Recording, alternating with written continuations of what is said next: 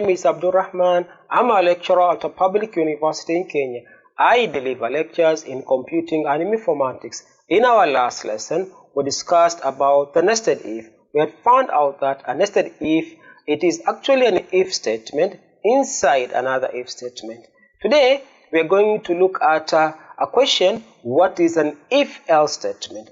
And on that particular journey, we are going to define what is an if-else statement. We are going to look at the syntax, and finally, we are going to implement it into our Eclipse IDE. So let us start on that particular journey and see actually what it is actually an if-else statement.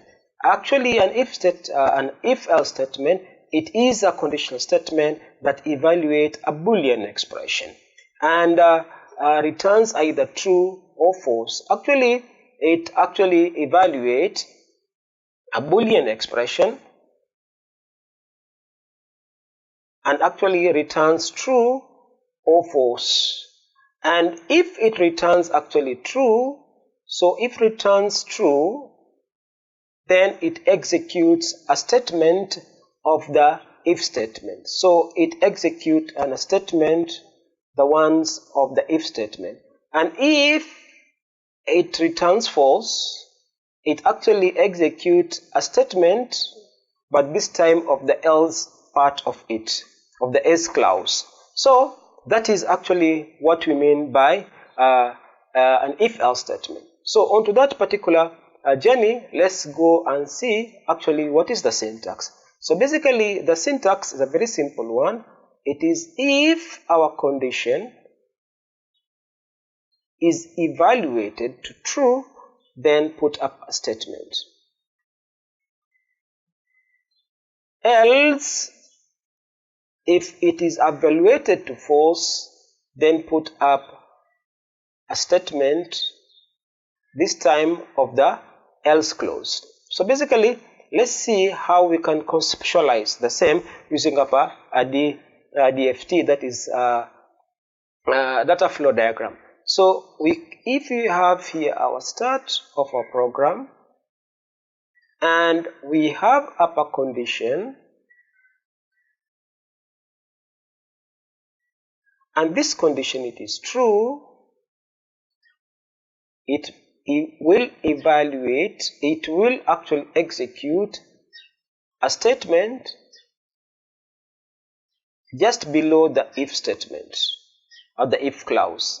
If it is false, it will actually evaluate another statement, but this time this particular statement will be of the else clause, and then it will proceed to end. And also when it has actually put up the first statement, also proceeds to end. So this is basically the DFD of how it works. Therefore, now that one takes us to move onto our Eclipse and see if you can implement actually the same. In our Eclipse, basically what you can do, we can declare up a variable. Let's take for example int I equals to 20. We assign it to the value of 20, and then we are using up an if statement. So here if we say, we put up a condition, if I is greater than 20, if I is greater than 20, then we're supposed to do something. So let's see what we are supposed to do. Basically, what are we supposed to do? We are supposed to do what? If I is greater than 20, we're supposed to say system dot out dot print ln, and onto that particular one, I just want to print up some message.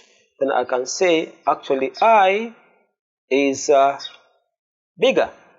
So I can say here I is actually bigger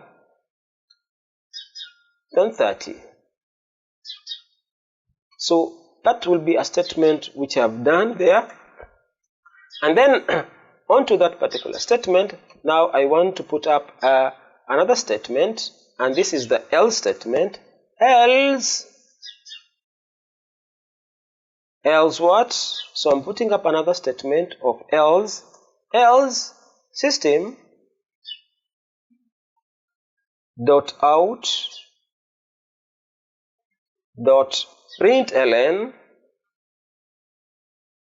and also for that I want to put up another statement.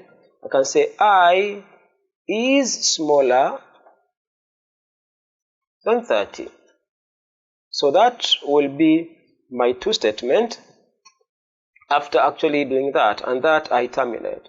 So basically this is how we can implement, whereby we have got an if and an else statement starting up and ending on both. So let us run this particular program.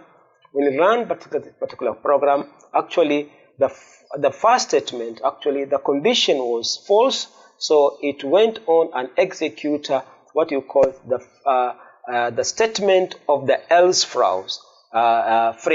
It has left out the statement of the if phrase because the condition was false. So on that particular note, actually we are coming up to the end of this particular session, until on our next session, whereby we are going to talk about the if else if statement.